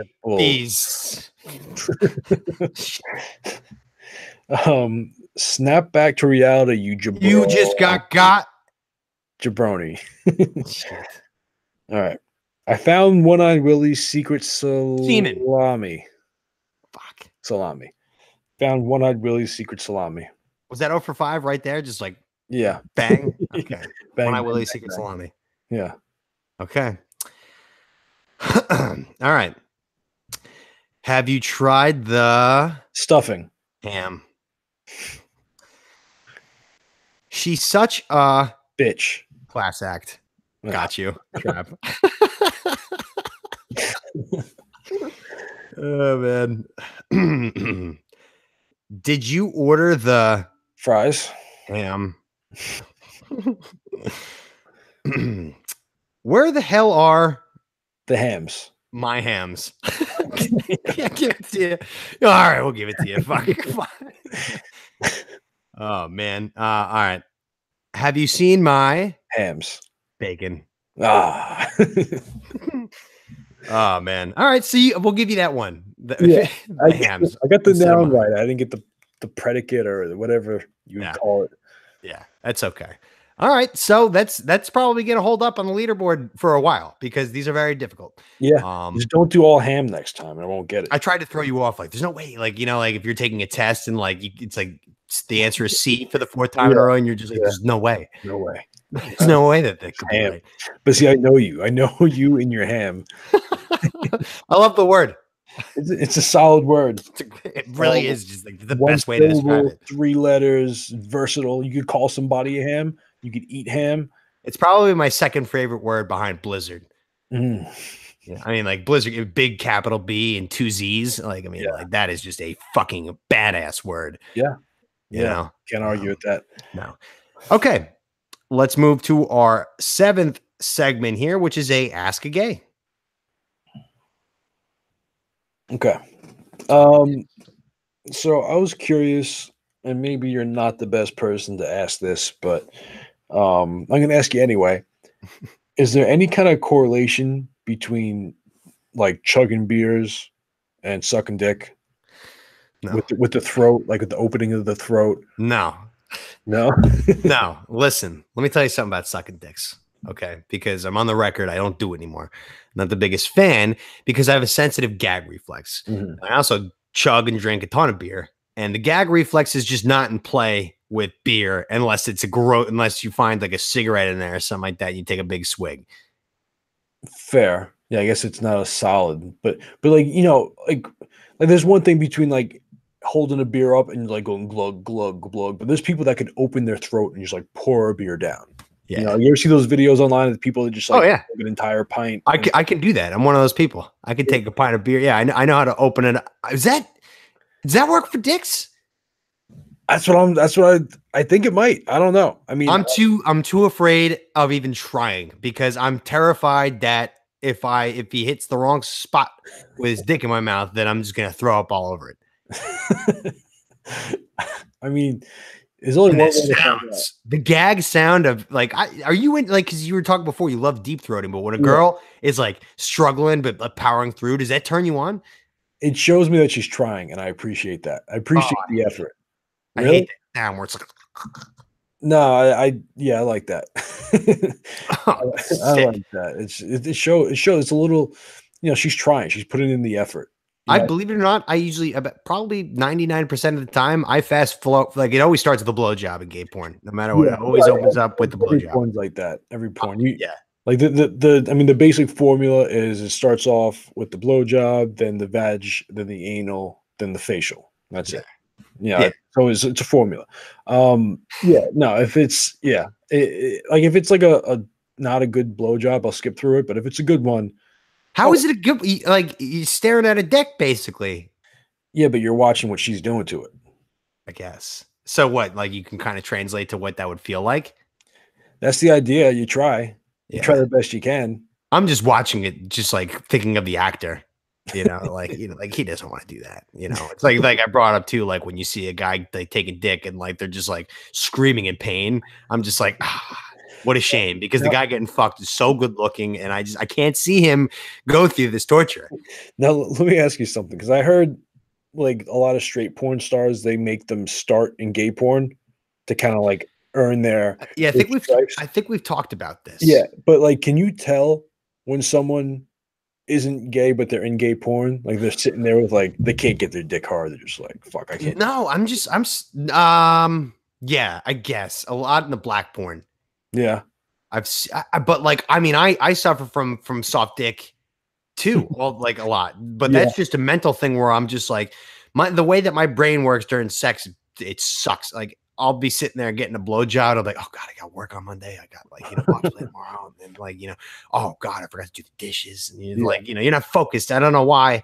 Like my brain is just super ADD when it comes to say, I can never just focus on the person, like, doing the pleasure acts. Yeah. I mean, I guess though, like if you're in porn, like being a porn star, you probably don't have that problem. No, you probably get access to like the good medicine there too. That too. They probably just shoot cocaine right into your dick. Yeah. And just yeah. But the answer, to go back to the original question with sucking D's here. No, I mean like, yeah, because I could chug a beer like very well, but I can't suck a dick without like hating the hell out of it. And maybe that's why, but I have a feeling it's the same like muscles in the throat. Like you just open. Yeah. Open and you can just put anything down there. I mean, maybe the gag is different when you have a penis instead of a beer going down there. Oh yeah, I mean that's common sense, Tones. I don't know. This is why we do this. I'm asking the hard hitting questions here. Yeah, I mean, I don't know. It's tough to tell because I kind of stopped doing it, but I don't see any correlation because let me be honest with you, most guys who like are really good at sucking dick probably aren't the best beer drinkers. Fair. You're not going to see them boat racing you at the bar. That's a good point. I mean, that might just be because they're little fancy boys that don't drink beer. Yeah. I don't know. I mean, I'm not here to judge. It's a combination of that, and I think they practice in other ways. Fair. Yeah. Okay. Yeah. I mean, because like I've seen some people chug with it, they just open the throat and let it down. And I'm assuming that's kind of the same thing you have to do if you're trying to get a dick down there. Yeah, you probably do. I don't know. It's a gray area, but do some research. Get back to me. I mean, I have plenty. I basically read the almanac when it comes to this stuff, But it's just a talent that you either have or you don't, and I don't think there's any correlation between being able to chug beers and chug dicks. No, could you imagine getting a load just like spewed down your throat? By the way. No. I don't want to do that. Neither do I. I mean, just the smell alone of semen is just like the problem. What do you think is worse, the load in the mouth or the load right down the throat? The load in the mouth. Yeah. I'd rather go right down and get digested. I don't want it on my tongue. You got no taste buds in your throat. Yeah, especially if it's a big load. Oof. Wait, what did you just say? So you have no taste buds in your throat. Yeah, exactly. It gets it done quicker. Would you rather? I heard this hypothetical a long time ago. Would you rather suck a dick for 5 straight minutes, or would you rather just have the load right down your throat in like a second and get it over with? There's no load in option 1. You're just sucking a penis for 5 minutes. It's a long 5 minutes if you're not into that. Yeah, it's 5 minutes is a long time. You know, or just the load. Just the load. Now, you're saying it's going right down. It's not. You know what? No, it's just gonna be the load. Like I don't know where it's gonna be in your mouth. I don't know. It's up to you how you handle it, Mister. Like I don't know how well can you chug beer. This is gonna sound gay, but I think you have to go with the load. Ooh, gross. Not even I would do that. But it's like once it's done, it's done. You just get some Listerine in there. Like taking some medicine. You'll be by the time you're done washing out your mouth, there'll still be an extra 4 minutes and 30 seconds that you would have to been sucking that dick. Yeah. You know. Yeah. Listen, the worst case scenario, like that's the way I see Loads are so gross though. They are, but you know what? Sometimes gross stuff gets in your mouth. You know? I mean, like for a gay guy, I'm way too grossed out by cum. It's such a gross word too. Yeah, it's not a great word. Like for some reason when I think of cum, I think of like orange juice filled with pulp. The word pulp just comes to mind when it comes to cum. I don't know why. Is cum pulpy? Is it? I don't think so. I've never had it. It looks like it would be pulp filled. I hate pulp. There's some texture to that thing. Yeah. Yeah, I don't know. Maybe it is pulpy. I don't know. I'm not gonna find that anytime soon. Maybe you know what? Maybe 2019. I gotta find out. Yeah, I think I have to start opening myself up to these kinds of things. If I want to meet. I gotta try to read. If I want to meet the right, like the guys that I'm meeting, the guys who know, like I'm just gonna like fuck them and then like kick them out of my apartment. Those aren't gonna be the keepers. No. You know? Yeah. No. That's not. I'm gonna get more. My favorite movie is Sister Act, guys, over here. We're trying to limit that. You want a good time? Sister Act 2. Sorry, not even the first. You like the sequel better than the original. Habit, right? Is it? Yeah. What's your favorite movie? Sister Act 2. What are you doing here? What are you at my house for? You're not going to get a guy who wants to watch a baseball game if you're not going to let him swallow his pulp. Yeah, I mean, guys get girls to watch baseball games all the time. Yeah, I think I got to buy a douche and, douche out the poo in my butt and like start maybe, I don't know. Listen, go for it, man. All right, we'll find that. Probably not. Probably not going to happen. There's still so much dignity left in me. Like that's just like surrendering. That's the last thing I'm holding. That's the last thing I have. But if it doesn't start to switch the right way to people I want to go out with, then changes might need to happen. But all right, let's move on from the gay stuff here to segment number 8, which is a change my mind. All right, so Tones, change my mind. Lady Gaga is a hypocritical feminist. I have to change your mind. Do you agree? I mean, I don't really know enough about her to really formulate an argument either way. It should have been more of a I got something to say rather than to change my mind. Yeah, let's change it out. Let's make it to because my point is she's up there, women's rights and how we're not objects and Me Too, and she's like, I've been there. It's just like, lady, the first song I ever heard of you was I Want to Take a Ride on Your Disco Stick. Like this beat is fun. I don't know what the lyrics are, but she wants to take a ride on the disco stick, talking about how she wants to have sex with the paparazzi. It's a love game. And she's like, every song that was a hit was about her just like putting out. Poker face. Is that what no, that's not it. That's the way I interpreted it. Poker face. Like just poke. Yeah, I don't know. Yeah, I mean, listen, that's the new wave of feminists where it's just like I can act like a slut and I can be slutty if I want, but if you treat me like a slut, that's wrong. Yeah, it confuses the shit. That's bad signaling. Yeah, that's what I'm saying. You realize what you're like? Your target audience is boners. Yeah, it's like if you're a plane on the runway and the guy's sitting there like with the wavy glowy sticks and he's like waving you to the right but waving to the left at the same time and you're like, I don't know which way to go. I'm gonna end up just running this guy over. Like you give me two different opposite directions at the same time. What do you want me to do? I don't understand. Yeah, it's very confusing because like she'll do stuff like she says like whatever, all this feminist stuff, but then she's out there wearing a meat suit, like drawing attention to yourself, like I'm a piece of meat. Like it's just very confusing. I don't know. You got her boobies out, like, and this and that. It's just like, I thought we were gonna have more respect here, and like you guys are kind of just like not. I mean, you scream and do that. I mean, like, because I'm not in this. I'm an outsider, and feminists would just be like, no, you're chauvinist and you're misogynistic. It's just like, no, I'm not interested in women at all for friendship or for anything. And like, unless you're a nice person, and like, I haven't really encountered too many of those in my life.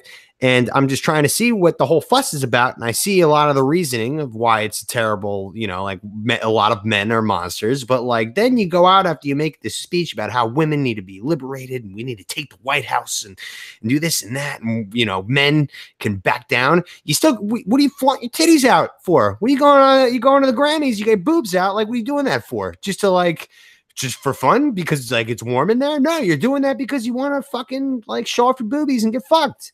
Yeah, I mean, that's the thing is that you can't like, not to bring rape into it again, but they say like Christ don't.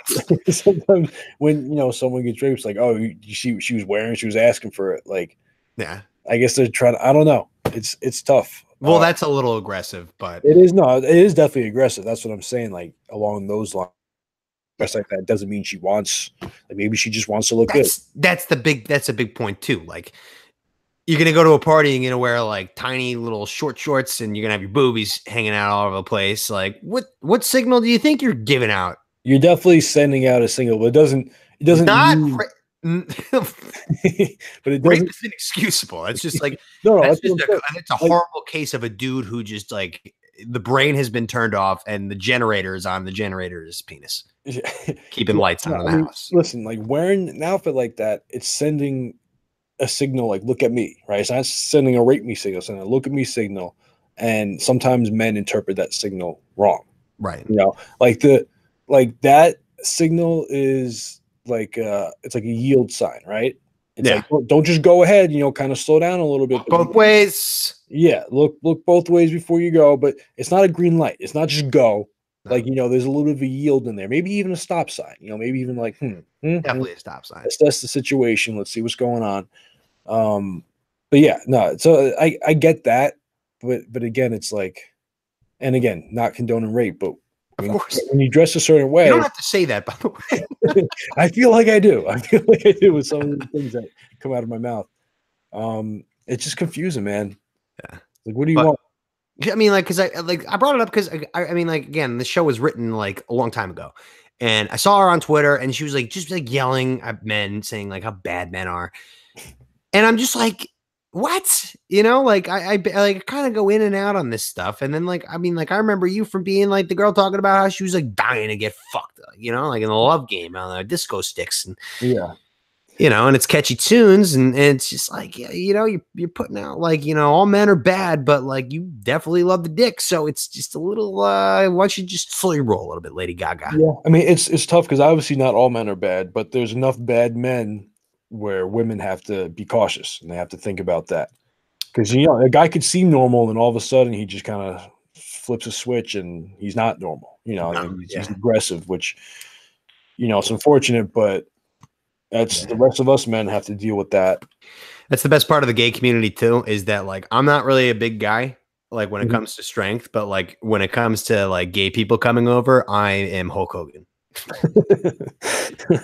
They're like 130 pounds. I don't have to worry about like dudes like assaulting me. Yeah, as long as you stay away from the bears, you're good. Yeah, right. Yeah, like that is not happening. All right. Okay. So let's get to the 9th out of 10th segment here. What a marathon. Look at us go. We have a Let There Be What's Good. So this is a little Tones callback here. 12 Days of Christmas. Yeah, I wanted to do this, before or right after Christmas, but obviously we haven't had a show. So yeah, I kind of just wanted to look at it. We don't even have to like go through the whole song. I just want to go through the 12 gifts. Yeah, I have them all written down. Yeah, I have them here. So let me just go through them real quick. So day one, it was a partridge in a pear tree, right? And a partridge is a bird. What kind? Right? Is it a nice bird? I was going to ask that. I only know the partridge family. I think it's kind of like a dove, Okay. almost like a smaller bird. Okay, so the true love is giving her, we'll say it's her, a whole bunch of birds. Well, yeah. So the first one's a partridge in a pear tree. Then the second day is 2 turtle doves. 2 turtle doves. The third day is 3 French hens. Another bird. 4 calling birds. Birds. Don't know what that is. More birds. 5 gold rings. That's a good one. That's a good one. That's definitely a good one. It's a good one. But notice if this is if the recipient is a girl, gold rings. Yikes! A little offensive that it's on diamond rings. Yeah, well, it's like kind of that middle ground of like maybe we're not ready to get married. So here's 5 gold. I want to give you something. Like I still want to show my affection. Yeah. So we got 6 geese a laying. So those are 6 geese that are laying eggs, which are more geese. And geese laying eggs, if you go near those things, they will attack you. Oh, they're aggressive. They're aggressive. 7 swans are swimming, which means that there has to be some kind of body of water that comes with it too, whether it's like a little kiddie blow up pool or it doesn't even matter. I mean, like, yeah, there's a body of water, but guess what? You have so many birds. It's the birds pond or pool or whatever kind of. We're not going anywhere near it. That's what I'm saying. Like, it's just for the birds. So many birds right now. Yeah. I think I've counted at least 12 birds in my head that we have so far. We're only halfway through. We'll get to the total amount of birds later, but 8 mills of making. No, 8 maids milking. 8 maids of milking. What the fuck does that mean? I don't know. 8 maids a milking. So are the maids? What are the? Do you have like hotel maids like out back milking cows? Or are they milking themselves? We don't know. Milking the boobies? like it's a milkmaid. That's like a thing. Like they used to, like back in the day when rich people had kids, they have like a milkmaid that would just like feed the kid, like so the mom didn't have to do it. Right. So like maybe that's what it is. I don't know because it's an old song. Number 9. This is an interesting gift. 9 ladies dancing. Okay. Got her a bunch of strippers. Strippers. On top of this, though, this is like a 1930s Christmas movie up to this point of just birds and laughter and maids milking cows out back. And now you just got strippers and like from 2018, like or 2019. Yeah. Come like on, Motley Crue's on. They're just like fucking rocking it all in this scene. and then who's next? We got the 10 lords leaping. Don't know what that means. 10 lords of leaping. So a lord, I'm guessing, is like a man, like a noble man. But leaping, I just kind of picture him like just leaping through the air, doing like a ballerina. Yeah, like legs wide, like kind of like doing like a split in the air, like leaping by. So okay, these might be gay lords. just from the way that I picture them, just dancing around, leaping around, just dancing around. I like to sing while they dance in front of the strippers in Motley Crue, and there's maids milking cows and all the birds in the pond. Right, exactly. Okay. What 11? We got 11 pipers piping. So she's got a bunch of guys just piping the pipe. Yeah, I like that. Bet you do. And 12. We got 12 drummers drumming. I was gonna say pipe. I like because the pipers and the drums, like you got yourself like live music, but right. Like of course it sounds like dicks, so it's fair shot. Yeah. So this actually, you were saying like these are all bullshit gifts. I mean, like he got her a live band, 10 gay guys leaping around singing, 9 strippers dancing to Motley Crue, 8 maids. Just they're not cleaning your room; they're milking cows out back. Milking their titties. 7 swans swimming back in the back, and then 6 geese laying eggs. Which those 2, 6 and 7. That's not problematic. Fun. That's problematic. Like why did you get me these? It's just like they're defensive animals, and like whenever I try to go out and use the pool, I'm gonna get attacked. Yeah. 5 gold rings, great gift. That's another great one. The best one out of the 12, I think. By far. 4 calling birds. Whatever that means. I guess it's just birds singing in the yard. Yeah. That's classic Masters season. 3 French hens. Eggs. You sell some eggs. 2 turtle doves. turtle doves overrated. I've seen Home Alone 2 a bunch. It's just like a symbolic thing where it's just like, if you hold on to a turtle dove, I hold on to one, and we'll always be together. Even if I die, I'll have the turtle dove. It's all bullshit. It's all stupid. Partridge in a pear tree. I hate pears a ton. Like I hate pears, like the fruit. It's gross. It just makes me think of poverty. And I think the partridges. I also think of Fig Newtons, which I also don't like. Fig Newtons? No, I like Fig Newtons. Not a jelly guy. That's fair, but yeah, I don't really consider it jelly. But so Fig Newtons, turtle doves, hens. It starts off bad. The gold rings, he should have just been like, should just stop there. Should have just gave her the 5 rings and just knocked it off. Yeah, maybe the strippers would have been funny. And the gay guy, the gay lords just dancing around, leaping. They were leaping, and left it there. But yeah, I think she got a pretty good Christmas. See, I don't know. This just seems like it just seems like a headache, right? Because you got, you got these guys drumming, you got guys piping, you got these gay guys prancing through the air. And Motley Crue is also playing at the same time, playing for the strippers. All the birds, just the amount of birds that are there, just like way too many birds. And like geese, you know how loud geese are? Oh, like that and the calling bird just singing. Hens are basically chickens. They're walking around barking and barking. So I mean, this website I found does a tally, right? So in total, because if you go through the song, by like day 5, I got 5 golden rings, and then he still gives her another 4 calling birds, 3 French hens. So like every day he gives the gift from the previous days again. Yeah. So like whatever the 6th day is, she's gonna get 6 of something. Right. And she already has 5 of the other ones, or like 5 of the first ones. 5 gold rings.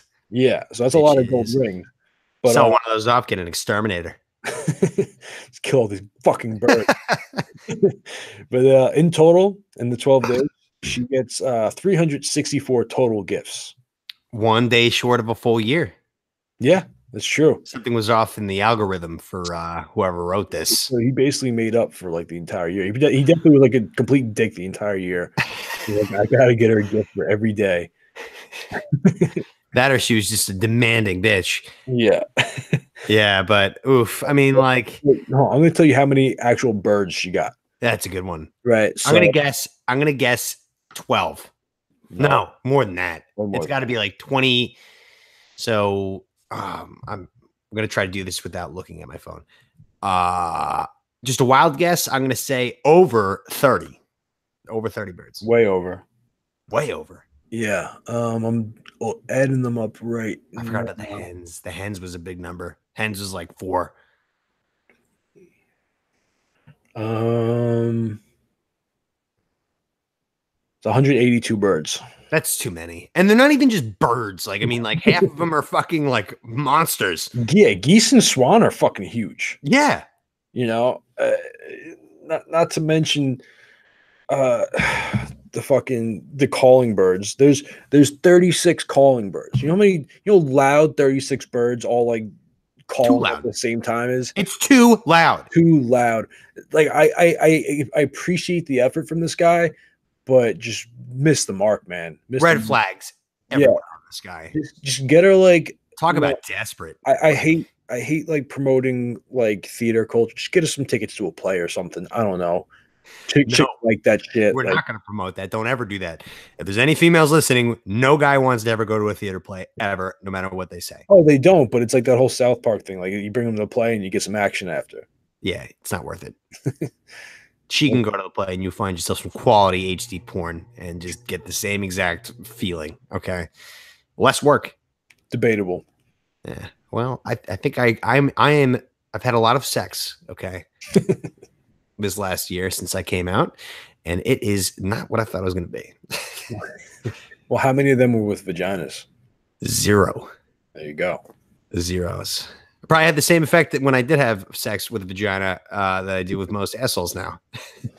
just fucking up in like the playoffs. It's like you get this opportunity and you mess it up, you fumble the snap or something.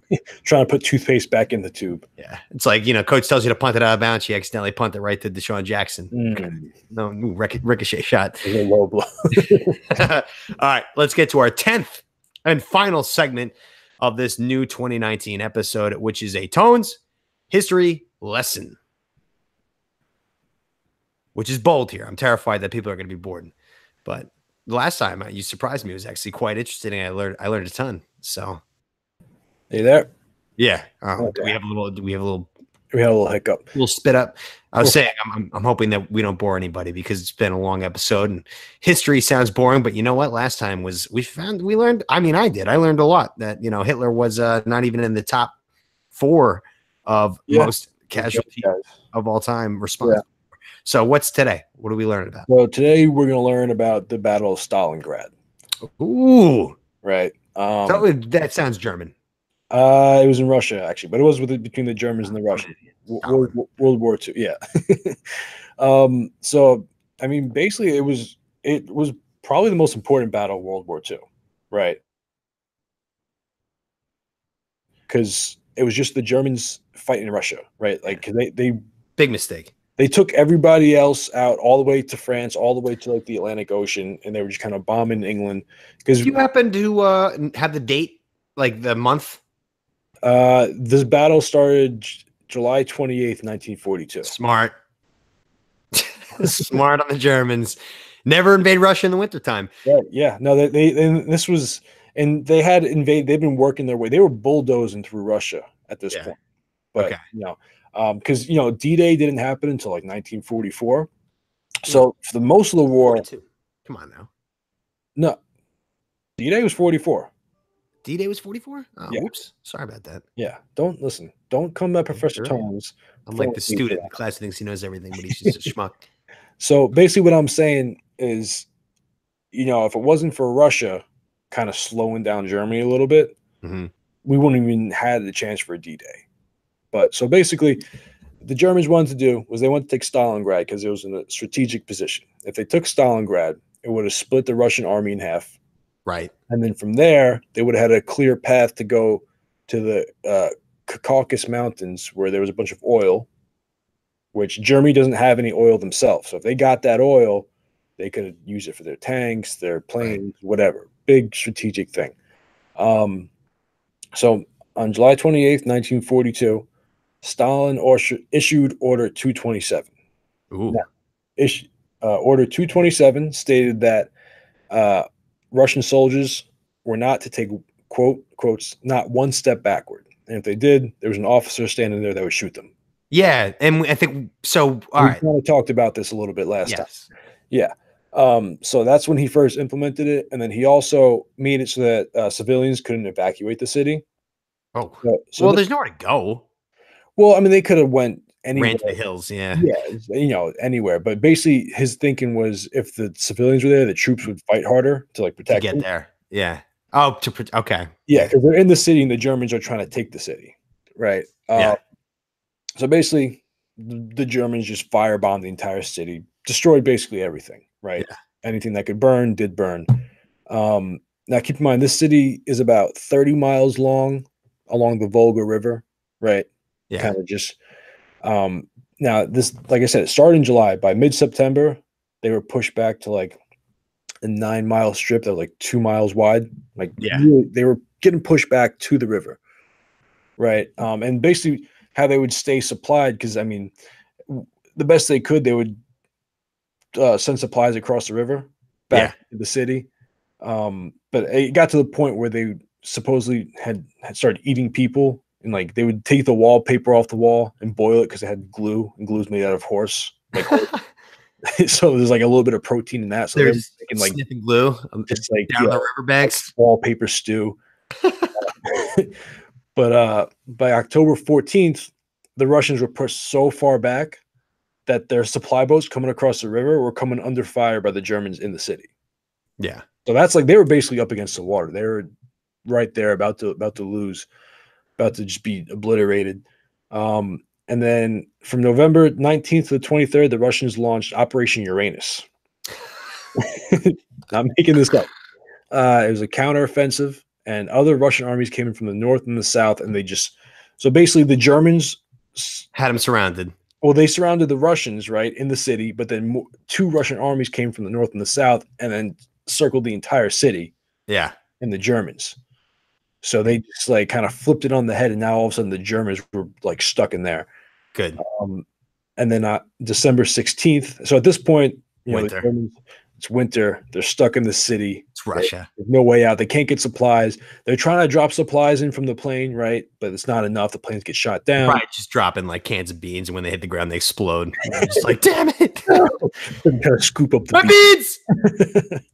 Just a bunch of sauerkraut.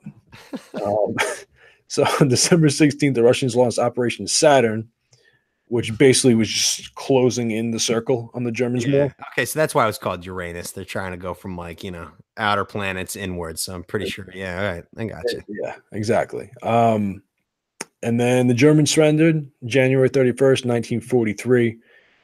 Finally, after like Hitler wouldn't let them surrender. Yeah. Like he was so against, like he had to fucking fight until everybody is dead. Yeah. I mean, he had a chance. Another army was like close by. He had a chance to. Well, he knew because, I mean, like Germany was after the World War I, after Treaty of Versailles, they weren't allowed to be militarized. They weren't allowed to have an army. And so what he was doing was completely against the rules of war. So he knew if he surrendered, there were no, like, the sanctions were going to be, you're dead. And like Germany is going to get fucked even harder than they did after World War I because you guys keep fucking everything up. Yeah, I mean, this wasn't surrendering the whole war; it was just like surrendering the battle. But that was a big one, right? That was a big one. So to get that far into Russia and to come up short, like yikes! And that's the thing. After they got stopped here, it was kind of like gradually they just got pushed back. But it was the winter too, so it's like hell on earth. Like I mean, especially like once you get towards January and February, like oof. Yeah, no, and that's the thing. And, the Russians are used to that. And actually, the armies that they brought in to help, like. Was Operation Uranus when they brought the other armies in. Those were Siberian armies. Yeah. Those were guys that were stationed in Siberia, from Siberia. So like middle of the winter down in the southern Stalingrad area where it's like it's still cold, but it's not Siberia. It's like, fuck, this is like, like March for us. They came in, they were fine. Yeah. That's fascinating though. Yeah. I mean, like that's just kind of, that was a big turning point for WW too. And I saw that movie about WW1, and it really opened your eyes of just like, dude, Germany fucked everything up for everybody. Yeah. like, and they have this nice woman, this liberal woman who's in charge now. She's the chancellor, the prime minister, whatever her fucking name is. Just like, look, I know you guys had nothing to do with it, but like, we're in a huge mess basically because of your country. So we'd appreciate it if you just pipe down and shut the fuck up. All right. Yeah. You guys started two major world wars. You started the two biggest wars. The two wars. There's been two, and you were responsible for both of them. Yeah. But it was crazy. Like, just real quick, like on that movie, it was all told through the English perspective. So I thought it was going to be through like why did America get into World War I? Didn't get that question answered. It was all just like footage from London, England, and Europe, just like how they went in. They thought it was going to be a casual war, and then once they started to get into like the battlefields, Germany just like of course had like the most advanced war technology with tanks, mustard gas. The descriptions of when like they decided to start using the flamethrowers, people were just like, what the fuck is this? Imagine seeing a guy using a flamethrower on a battlefield out of nowhere. You get like a musket. You have no idea. I've never even heard of a flamethrower. This guy's just tossing flames all over the battlefield right now and fucking chemicals. Like, fuck Germany. You know what? I'm done with Germany. You know what? Yeah. #done. I know a lot of good people from Germany. My VP of marketing, he's a great guy, incredible guy. Bjorn, he's from Germany. Guess what? I think the world would be a lot better without Germany being the way that they were for the last 100 years. And now they're all liberal, and they're just like, no, we just want peace for everybody and open borders. It's just like, you don't have a say in shit, Germany. How dare you even open your mouth in these United Nations? You don't want to got us into this mess. Oh, man. Yeah. But just real quick, go over the casualties. Because that's the part of this battle that really kind of stands out. Nazis had around 800,000 dead, wounded, and or missing / captured. not enough. At the end of the 91,000 Germans who surrendered, only like 5,000 or 6,000 ever made it home. The rest ended up in the gulag or just dead. And what happens when you surrender and go home as a Nazi after the war ends? There's not. You get tried and you get killed. Yeah, more or less. I mean, yeah, I'm sure some of the like the lower down soldiers who were just there fighting probably didn't get too penalized because they were just I'm pretty sure every Nazi got like you won't see the light of day or you're dead. If you were anywhere associated with the Nazi party and you were putting on that uniform, I think it was like you're all done. Yeah, I don't know. They would have to kill a lot of people for that. I think like the higher up, like the officers and stuff, the ones who were given the orders, yeah, definitely got the the shit pushed in. But like Private Hansel over here, I don't think he got penalized. I'm sure he did a little bit, but not like the other ones. Yeah. But going back to the Soviets, 1.1 million Soviet soldiers died, and an estimated 40,000 civilians died. So if you take the totals from that battle, I'm pretty sure I have to double check the facts, but I think that's more than the rest of the war. Yeah. Like you take the German and the Nazi, or the Nazi and the Soviet. So that was the biggest turning point. Yeah. Other than D-Day, like, I mean, just the fact that we were able to survive and get through that. And now all of a sudden there was a war on two fronts. Yeah. Like they had us so lined up on D-Day. They're like, the Americans are invading Normandy. It's right in our faces. Yeah. Like, all right. And they had the machine guns in the high ground. We still fucking got through there. And like, imagine the news to Hitler where he's just like, the Americans, like, they got through. And he's probably just like, shit. We actually gave him the old switcheroo a little bit. We did a lot of different things. Like we said that we were going to be landing at different spots between that. And then we also, this actually might be an interesting lesson down the line, but we had a huge, like we made it look like we were parachuting in behind their lines. Yeah. We ended up dropping a bunch of like rubber tanks and like fake shit. And they're like, Potemkin villages. We drive to Potemkin villages. Yeah, exactly. Give him the old switcheroo. Well, some false facades. Yeah. Potemkin village. It's fascinating. All right. Another home run. It's good to know. I mean, like it's world. It feels, 1944, you said it was? That was 42 to 43, that battle. Okay. Yeah. So that, that's just, imagine spending your summer doing that. Like, or your winter. Like, it just makes you count your blessings that you were born when you were and in this country. Yeah. Like, holy crap. Sure. Holy crap. Yeah. All right. So thanks for the history lesson, Tones. That is our episode 65, first episode of 2019. Like we said in the beginning, we will have new episodes like this one drop every single Monday for you, unless there's a catastrophe or something like that. But we'll make sure we get every single Monday and then more on top of that. But with that, Tones, you got any post-show thoughts? No, it's good to be back. Looking forward to a raucous 2019. Well, yeah, let's just keep rocking and rolling, and we will see you next time. Have a good weekend, Bomb Squad.